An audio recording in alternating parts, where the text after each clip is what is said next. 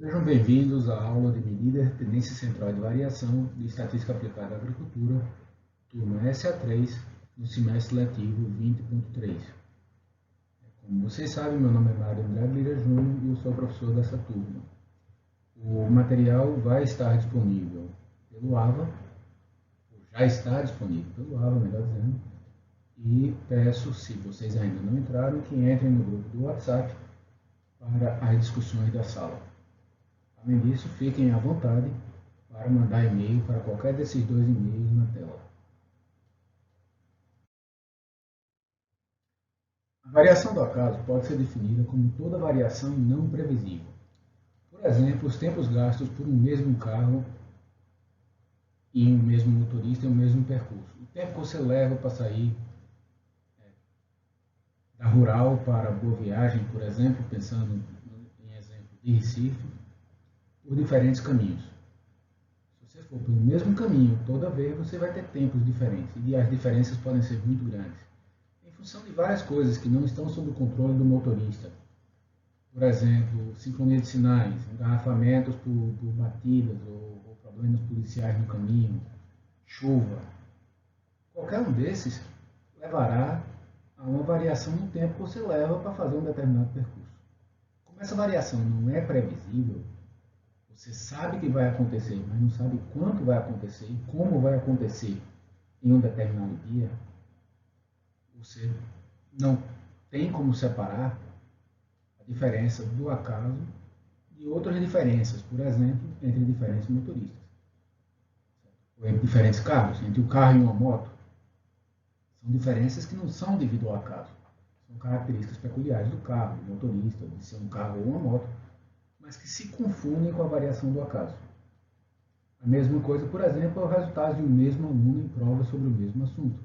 Se ele fizer 10 vezes a mesma prova, provavelmente haverá uma pequena variação na nota entre as 10 provas, porque estava com dor de cabeça, a caneta falhou, estava tudo correndo bem, teve uma briga em casa, está preocupado com Covid, por diversas razões que não são ligadas com o conhecimento intrínseco dele sobre a prova. Por outro lado, esse mesmo aluno, fazendo provas de estilos diferentes, poderá ter desempenho diferente em função do estilo de prova, do nível de dificuldade da prova, ou ou do estilo de correção do professor. Essas outras diferenças também não são devidas ao acaso. Biologicamente, se você pegar vários irmãos, humanos ou animais, criados alimentados do mesmo modo, eles não terão todos a mesma altura. Mesmo que sejam irmãos, eles vão ter diferenças genéticas. Essas diferenças genéticas de um para o outro, exceto se forem gêmeos, são devidas ao acaso. Eles podem ter diferença por diferentes acidentes durante o crescimento. Se você pensar em irmãos animais, por outro lado, as raças vão ter efeito na altura do animal. E, novamente, essa não é uma diferença devido ao acaso. Se você pegar a produção de várias plantas em um mesmo lote, dentro do lote vai haver diferenças entre plantas plantadas no mesmo dia, com a mesma variedade, que receberam o mesmo adubo geral, porque pela variação do acaso, o adubo poderá não ficar exatamente distribuído, o solo tem pequenas diferenças de fertilidade dentro da parcela, ou de disponibilidade de água, ou de profundidade do solo. Todas essas variações estão fora do controle e você não sabe, de um modo geral, como acontecem dentro do campo. O seu objetivo é reduzir essa variação para poder separar a variação entre doses de adubo, por exemplo, da variação devido ao acaso.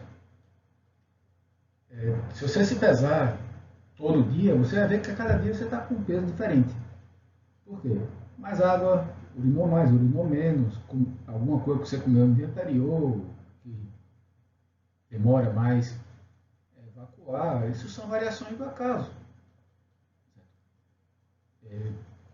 Então, diferenças entre dietas vão levar a diferença entre peso, mas uma mesma pessoa, numa mesma dieta, vai ter variação de peso de um dia para o outro. Caras e coroas, os números que saem no dado, todos esses são casos de variação no acaso.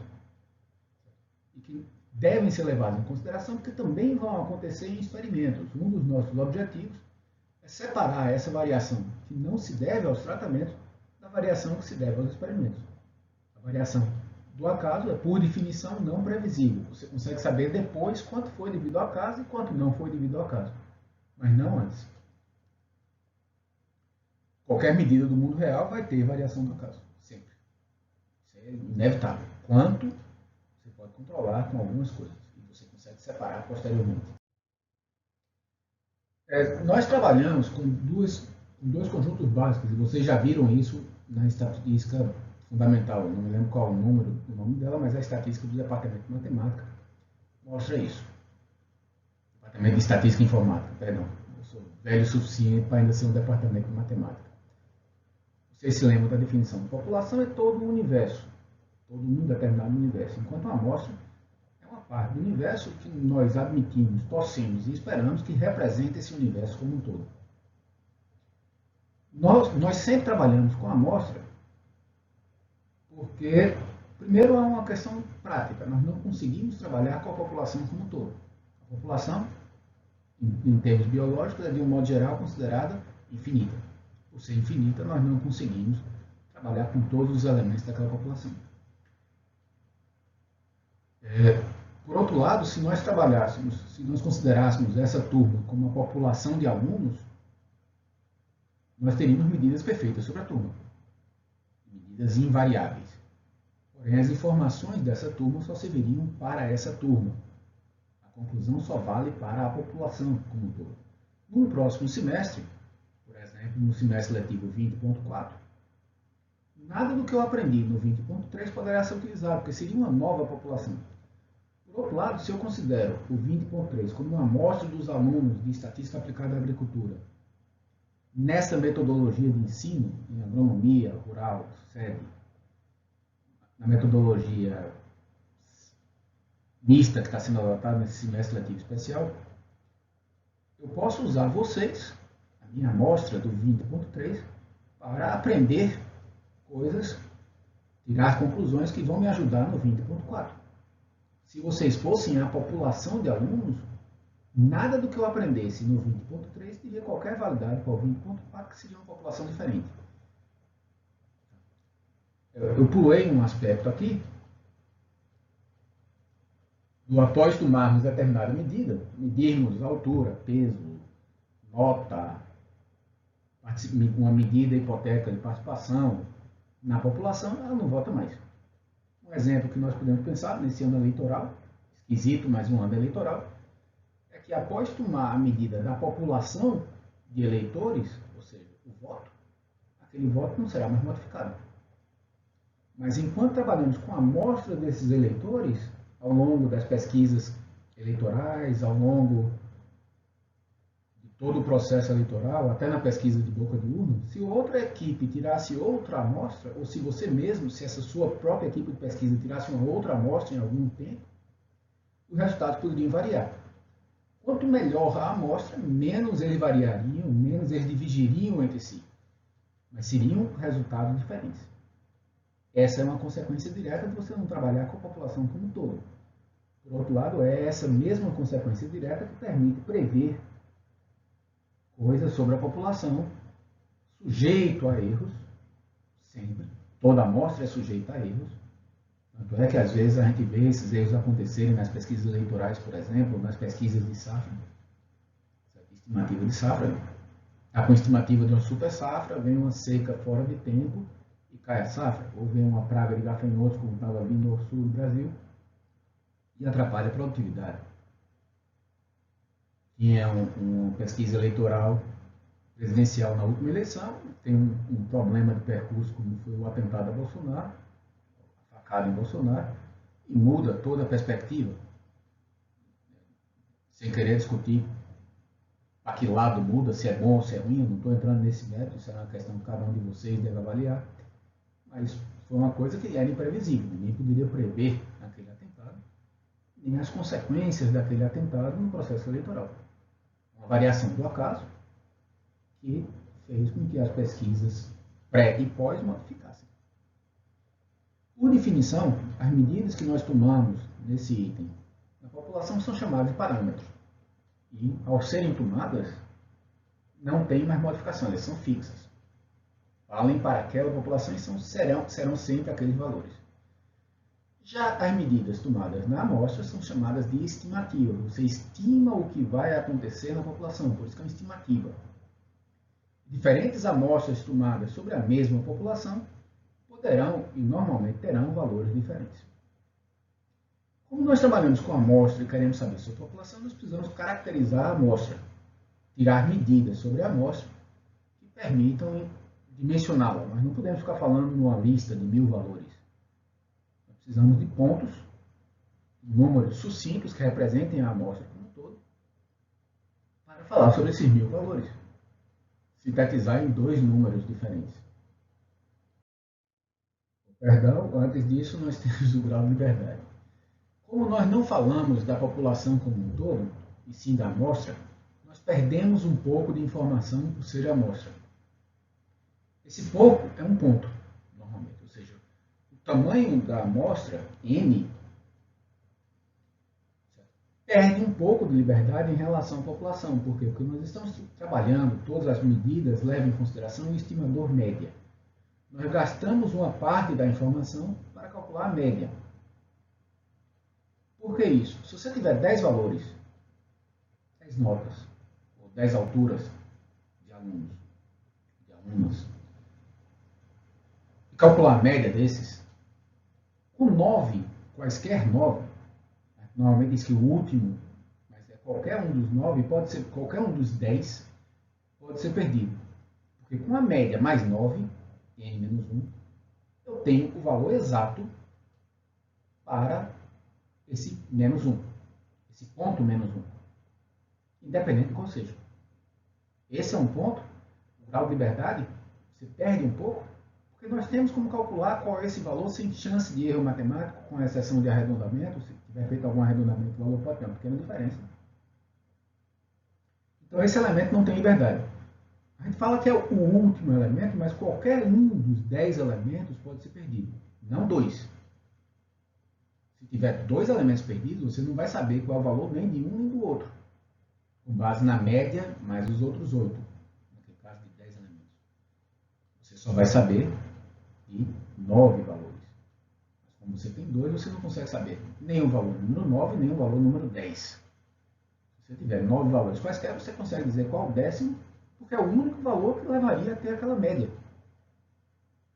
Não tem como ter a média ser igual àquela, com 9 valores e mais um desconhecido, você calcula x, sem a menor sombra de dúvida.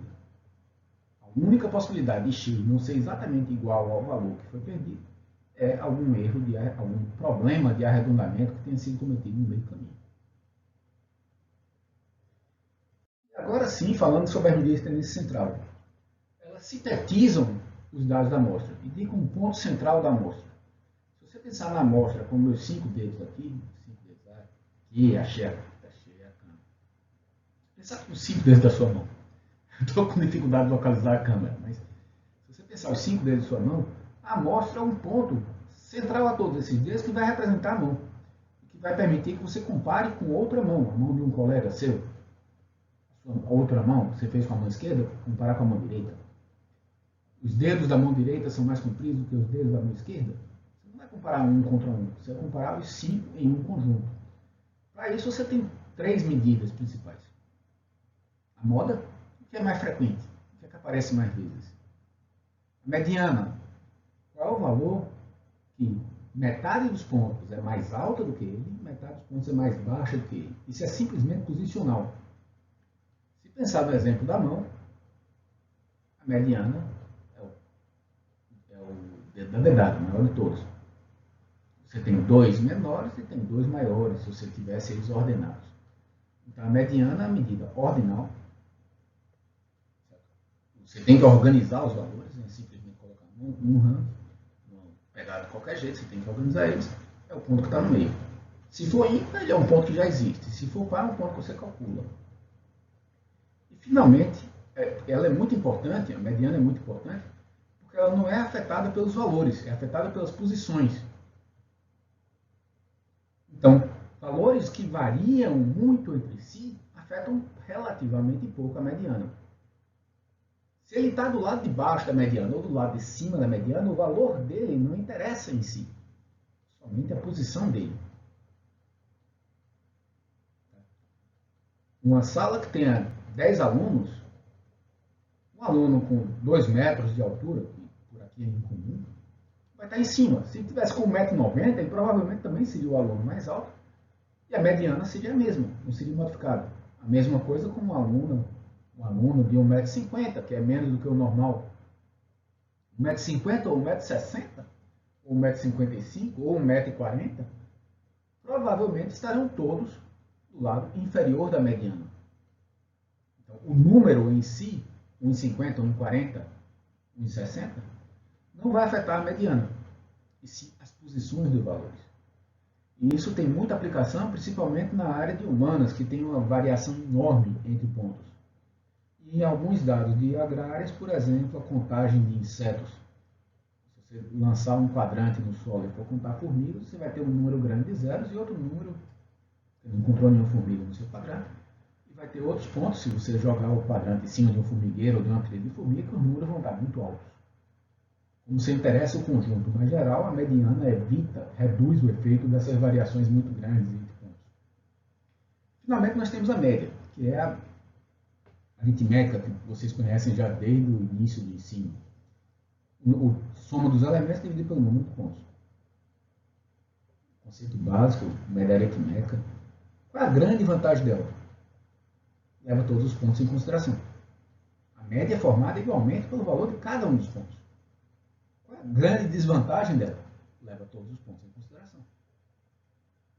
Como é que isso pode ser uma vantagem e uma desvantagem ao mesmo tempo? É a vantagem porque representa todos.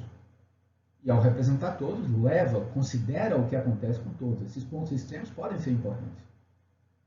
Por outro lado, é uma desvantagem porque fica naturalmente com alta variabilidade em função desses pontos. E quando você trabalha com valores extremamente irregulares, que variam muito, isso pode levar a uma variabilidade muito alta, que é indesejável. Quando você tem distribuições assimétricas, que não são igualmente distribuídas ao longo dos pontos, que não tem uma distribuição regular, é interessante você usar mediana e média, porque aí você corrige esse efeito dos pontos extremos. Em uma população com a distribuição perfeitamente normal, gaussiana, como vocês foram apresentados na primeira estatística, teoricamente, modo igual a mediana igual a média. O ponto central seria igual para os três.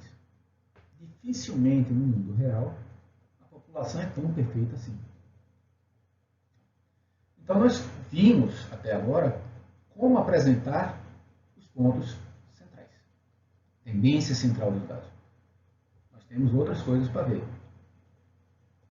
E aqui nós temos uma comparação simples de moda mediana e média, só para vocês darem uma olhada depois. Eu não vou ler isso aqui, não tem razão para isso.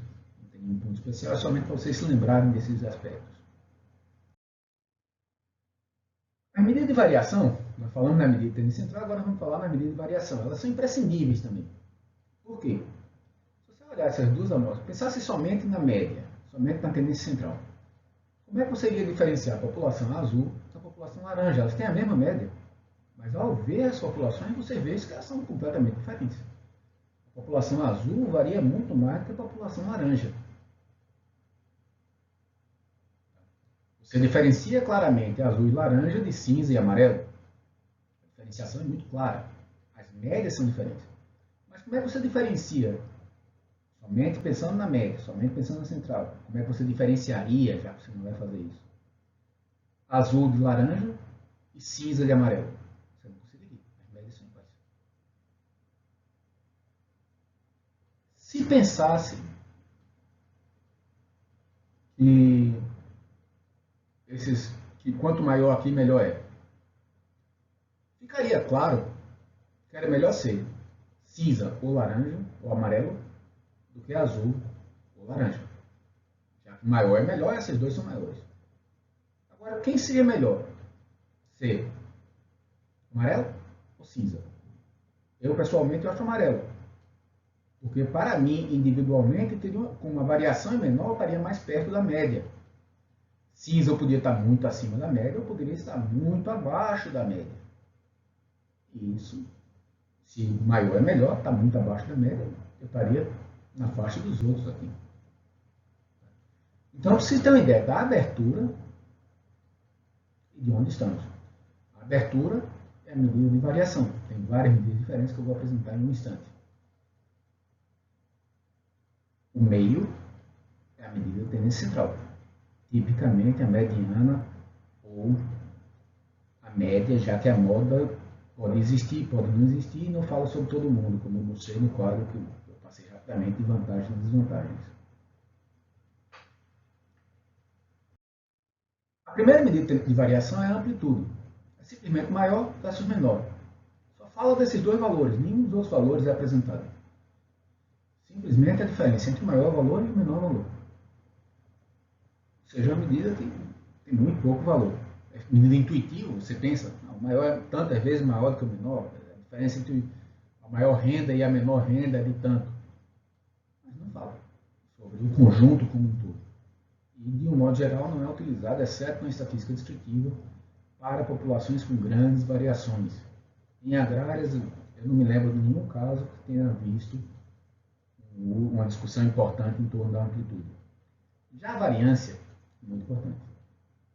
Porque a variância é essencialmente as distâncias em relação à média. É uma medida que junta todas as distâncias em relação à média. Por que é importante? Porque nós vimos que a média leva todo mundo em consideração. Então, ao levar a distância de todos os pontos em relação à média em consideração, nós consideramos todos os pontos. Nós podemos falar no conjunto de todos os pontos como é que eles divergem da média. Agora nós temos um problema. Se simplesmente nós pegássemos aqui 5 alunos com essas alturas hipotéticas que eu vi aqui, alturas hipotéticas, tirássemos a média seria 1,736 metros, um pouquinho menos de 1,74 m. Se eu pegasse a distância dos pontos, seria cada ponto menos a média. Então seria 0,34 a mais, porque está acima da média, 1,76 porque está um pouco abaixo, 1,69 está um pouquinho mais abaixo, menos 0,046, um pouquinho menos de 5 centímetros. 1,80 está acima, então um pouquinho mais de 7 centímetros positivos. Se eu somasse esses valores, daria zero. Com qualquer conjunto de valores que você queira utilizar. Com exceção de problemas de arredondamento, se você não arredondar, isso aqui foi feito no Excel, não tem arredondamento. Todos os pontos somados vão dar zero, sempre. Por quê? Porque a média já levou esses 5 pontos em consideração. Nós perdemos liberdade ao utilizar essa média, essa estimativa da média. Se eu tirasse esse 1,70 aqui, de posse desses outros 4, e com essa média calculada, aquilo que eu falei ainda agora do grau de liberdade, eu calcularia exatamente 1,70. Eu perdi liberdade, eu perdi informação livre. Certo? Eu tenho informação que não é mais independente, depende do resultado do mais. Esse 1,70 m existe para poder dar uma média de 1,736, considerando esses outros valores. Por sinal, a mesma coisa vale para 1,81, se os 4 valores que eu tenho forem 1,77, 1,71, 1,69 e 1,70. Para qualquer um dos 5. O grau de liberdade não é somente o último valor da lista. Qualquer valor pode ser pré-definido em função dos outros 4 e da média. Então, eu estou com um problema. Eu não posso fazer... É conceitualmente muito interessante esse conceito de pegar distância em relação à média, mas eu não posso simplesmente somar. Também não adianta transformar em 5 distâncias e ficar trabalhando com as 5 distâncias. Ah, eu tiro a média, mas para tirar a média eu somei, então zerei. Então o que a gente faz? A operação matemática mais consistente e mais simples, matematicamente falando, que vai resultar em valores somente positivos, é elevar ao quadrado. Então nós elevamos essas distâncias de cada ponto ao quadrado e somamos. Agora isso vai dar um valor positivo, necessariamente positivo. Se algum dia você fizer uma conta e a variância der negativa, você errou na conta. Mas não tem como. A variância tem que ser positiva porque você é uma soma de quadrados. Soma de quadrados dos desvios. E aí você divide pelo número de pontos, se fosse a população, que nunca é, ou pelo grau de liberdade. Porque você perdeu um pouco de liberdade ao trabalhar com a estimativa da média.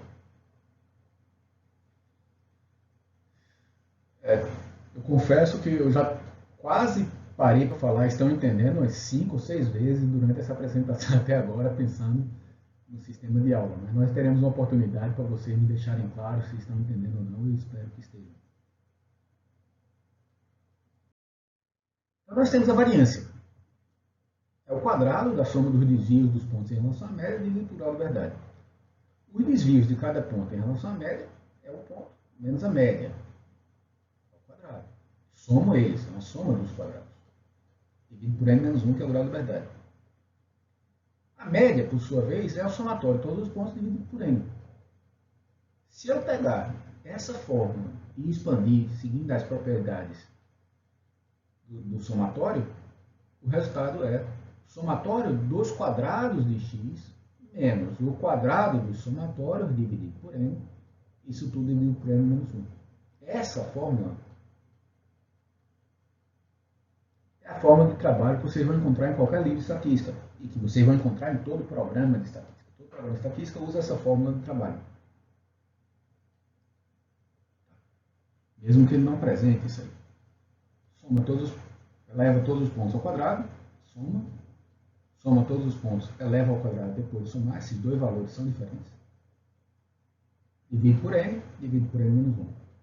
A única forma de você encontrar uma variância negativa é você trocar quem é a soma dos quadrados, quem é o quadrado da soma.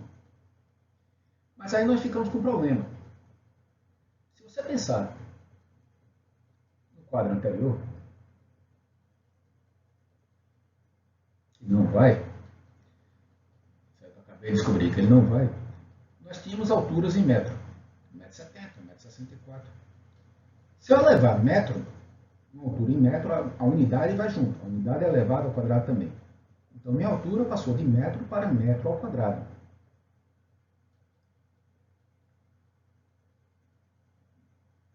Só que eu posso comparar metro ao quadrado com metro?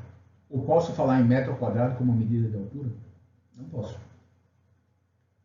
Eu não tenho como ligar mais a variância, o valor da variância, porque a unidade está junto com o valor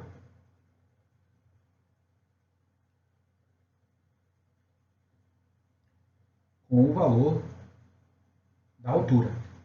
Ficam duas medidas separadas e incomparáveis. Então, se fez o desvio padrão, que é a raiz quadrada da variância. Esse é mais ou menos equivalente, não é exatamente equivalente, mas é bem perto dele, pode se considerar como tal, como o valor médio dos desvios absolutos da média. Então, por que essa complicação? Porque o absoluto, matematicamente, não é bom. Não seria interessante simplesmente ignorar os valores. As propriedades matemáticas não ficam tão boas. Na hora que eu levo ao quadrado, mesmo que depois tire a raiz quadrada para outras medidas derivadas, as propriedades matemáticas ficam melhores. Eu não vou entrar no mérito, do ponto de vista sempre vai ser pragmático. Eu não sou um estatístico por formação, eu sou engenheiro agrônomo, como eu falei na apresentação. Mas um estatístico poderia explicar melhor isso aí. É uma questão de estatística. Tá? A soma de ser elevada ao quadrado, tirada a raiz quadrada depois, é matematicamente melhor, estatisticamente melhor, liga melhor com a distinção dos dados do que se nós fizéssemos trabalhar com o valor absoluto. Então, o desvio padrão é a raiz quadrada da variância. Calcula a variância, calcula o desvio padrão pela raiz quadrada. E ele é aproximadamente igual ao valor médio dos desvios absolutos da média. Em uma população normal, 2/3 dos dados vão ficar entre média mais e menos um desvio padrão. 95% dos dados entre média mais ou menos 2 desvios padrões, ou seja, pego a média, tiro 2 vezes o desvio padrão, média menos 2 desvios, a média mais 2 desvios, essa faixa de valores corresponde a cerca de 95% da população. E 99% da população ficam a mais de 3 desvios padrões da média. Ou seja, se você tem um valor qualquer que está a 3 desvios padrões da média de uma amostra, é provável que ele não pertença à mesma população de onde esse dado derivou. Então, nós já temos aí uma primeira forma de comparar valores de diferentes amostras e saber se elas pertencem à mesma população. Uma outra medida derivada é o erro padrão da média, em que eu pego o desvio padrão e divido pelo grau de verdade. poder levar em consideração o tamanho da amostra. Quanto maior o tamanho da amostra, para uma determinada variação, para um determinado desvio padrão, menor a variabilidade. Quanto mais pontos eu tenho, a tendência é que a variação aumente. Por outro lado, a precisão melhora. Vocês podem ver uma pesquisa eleitoral numa cidade pequena, que faz com 100, 200 habitantes, tem uma alta variabilidade. Uma pesquisa eleitoral feita no Brasil como um todo, que tem uma amostra muito grande, ainda que varie em números absolutos maiores,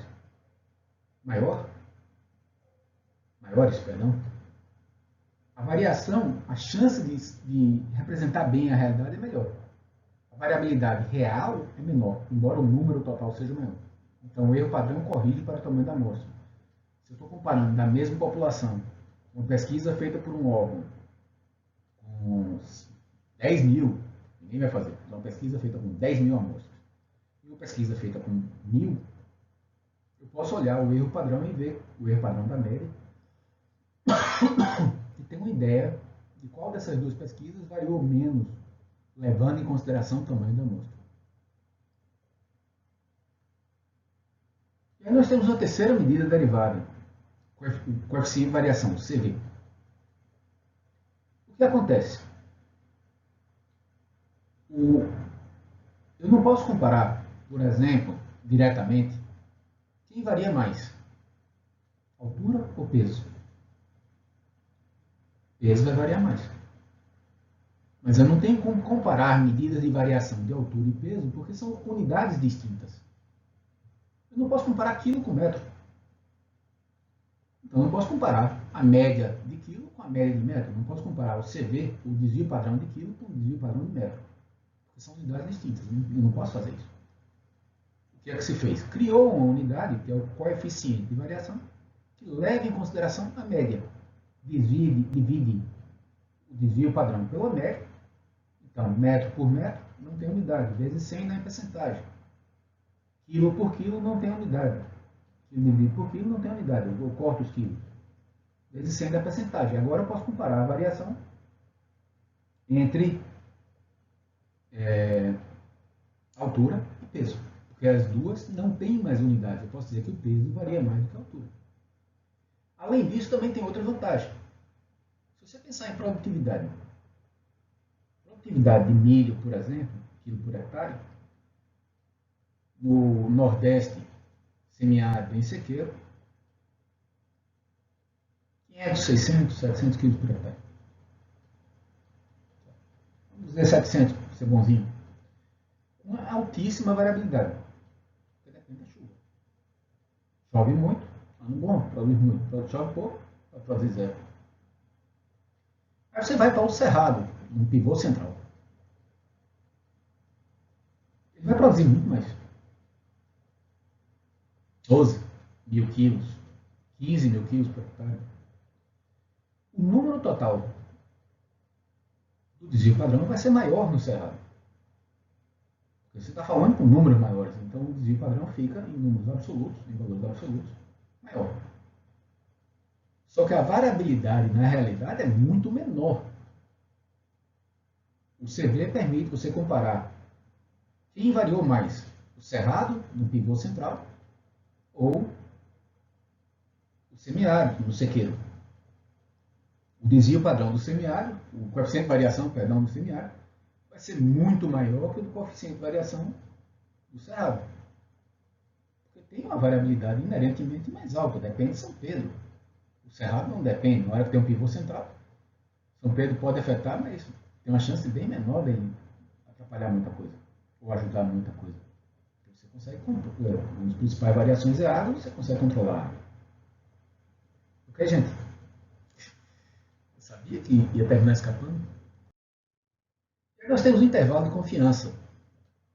Não é bem uma medida de variação, mas é uma medida que indica, com base em uma amostra, onde você espera que a população como um todo esteja. Nós estamos trabalhando com a amostra, nós não conhecemos a população, mas nós queremos falar sobre a população. Então nós criamos um intervalo de valores que vai se basear. O ponto central desse intervalo é a média. Quanto mais variar devido ao acaso, ter uma certa faixa de confiança, mais eu vou abrir. Se varia pouco devido ao caso, eu posso fazer uma previsão estreita. Se varia muito devido ao caso, eu tenho que abrir, se eu quero ter o mesmo grau de confiança. Quanto maior a amostra, mais eu posso estreitar. Eu confio mais, minha amostra se aproxima mais da população. Se você pensar, por exemplo, no censo brasileiro, como é uma amostra praticamente universal, você confia muito nos dados do censo. A chance do censo estar errado é muito pequena. Existe. Nós somos humanos, podemos cometer erros. Mas é muito pouco provável. Já numa amostra de pesquisa nacional por amostragem domiciliar, que é bem menor, tem uma chance maior. Embora ainda seja um dado extremamente confiável, porque é uma amostra muito grande. E, finalmente, nós nunca temos certeza de nada. Exceto pagar imposto e morrer. Essas duas coisas a gente tem certeza. Mas fora isso aí, a gente não tem certeza de nada. Então, nós precisamos dar uma margem de erro. Qual é a chance de erro que eu estou disposto a aceitar? Se eu disser que minha chance de erro é zero, eu não quero errar nunca, eu não vou fazer nada nunca. Não tem como. Porque eu não conheço, porque tem variação do acaso, porque eu não estou trabalhando em população. Como é que eu vou avançar dessa forma? Se eu tiver tanta exigência de ter certeza do que está acontecendo, eu não vou avançar para canto nenhum. Eu não vou poder recomendar uma adubação, eu não vou poder recomendar uma nova variedade, porque eu não tenho como ter certeza que essa nova adubação é melhor. Eu vou correr riscos. Como é que eu defino esse risco? Defino com base na chance que eu estou disposto de errar.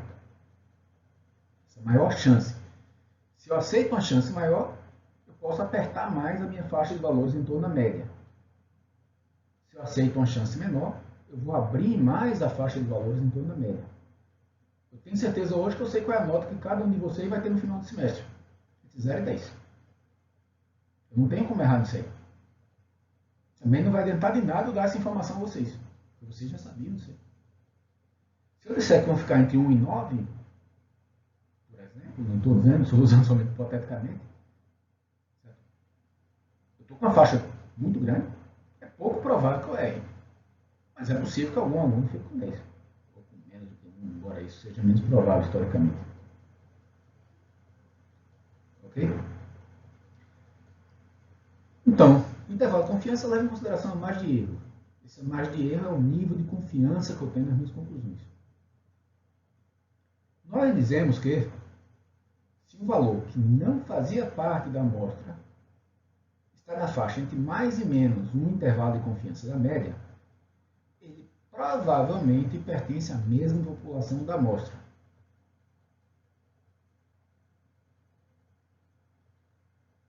Ou seja, embora eu não tenha colhido ele junto com a amostra, colhi em outro momento, eu posso dizer, olha, ele pertence à mesma população, ou seja, ele não difere da amostra. Esse T é baseado na tabela de T de student, que é uma tabela derivada da distribuição normal. É um teste criado por esse pesquisador, que se chama student, que se chamava student, melhor, o nome que ele adotou cientificamente foi student, estudante em inglês. Criou essa distribuição, observou essa distribuição na natureza, que é uma distribuição derivada da distribuição normal. Tem uma tabela. Também pode ser calculado por Excel, por essa forma que eu coloquei aí. Se você olhar a tabela,